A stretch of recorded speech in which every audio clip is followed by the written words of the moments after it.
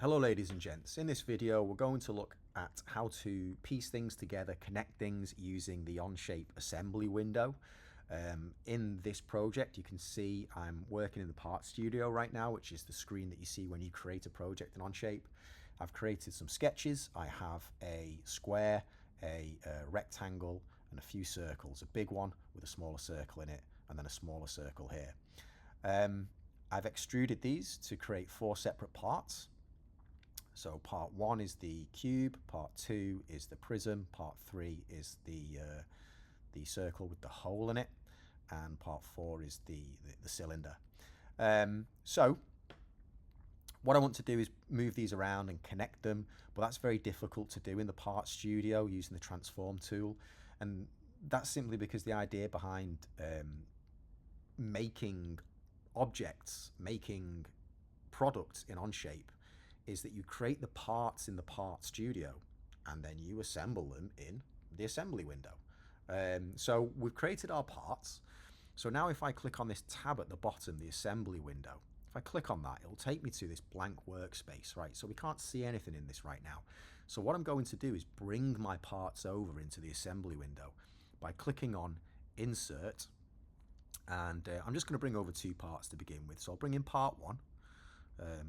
I'll click and place that and zoom in a bit because it's very small, and then click on part 2 and I'll bring that in, zoom in again, and then if you're happy with that you click on the green check mark to close that window out, and you can see how easy it is to move things around here by just clicking on one of the parts, holding the mouse button down, and you can just move things around the assembly window. It's much easier than in the Part Studio, and I can even move things through other objects. So if you want to piece things together manually and you don't really need a high level of accuracy, you can just use this method.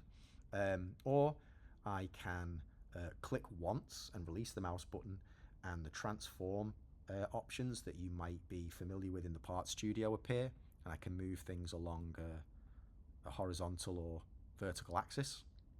I can change the angle, or I can just hold these squares down, drag things around the same way you would when I just clicked it to begin with.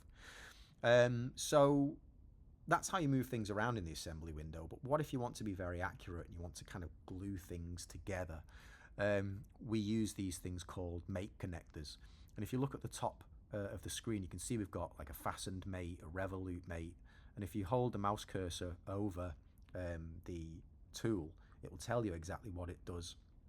But what I'll do is I will show you a slide that explains what all of these different connectors do in a slightly more student-friendly language, and you can just pause this video and read through that in your own time. I'm not going to read through it for you because you can do that yourself, and let's keep this video brief.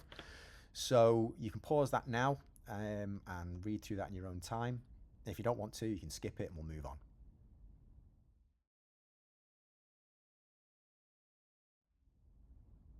Okay, so let's look at how to use the most basic connector, which is the Fastened Mate. This just basically allows us to glue, if you will, 2 parts together.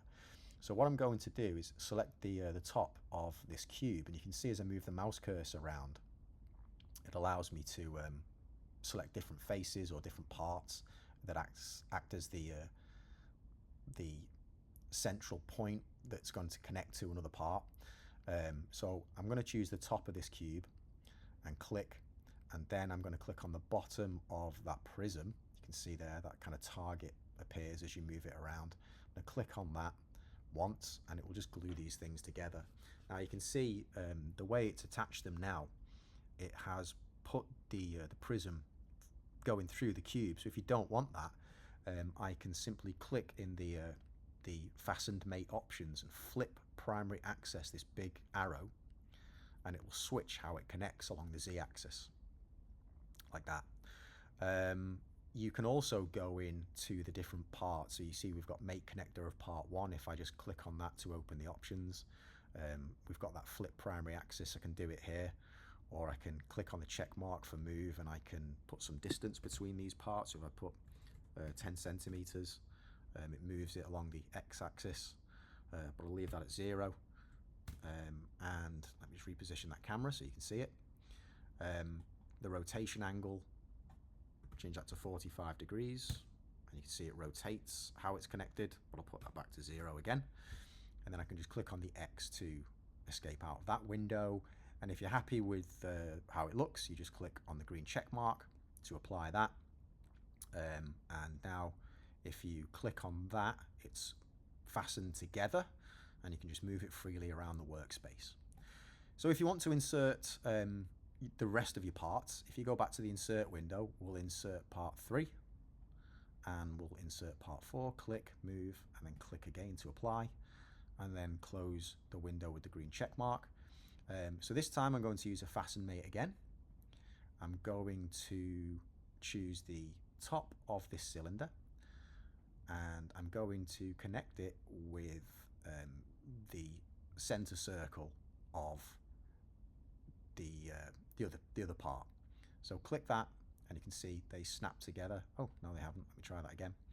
Click once, and then click again. There we go. And again, just like before, it's the same thing. Flip primary axis. There we go. So we've got these parts. Click the green check mark to apply that, and again I can move that around like that.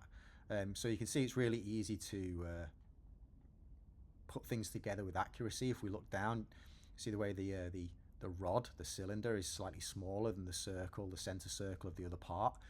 But if you look at it, you can see it's perfectly aligned. So if you need a high degree of accuracy, mate connectors are the way to go.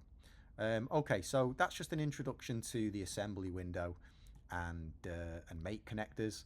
You can experiment with the other connectors and see how they work and use them in your projects.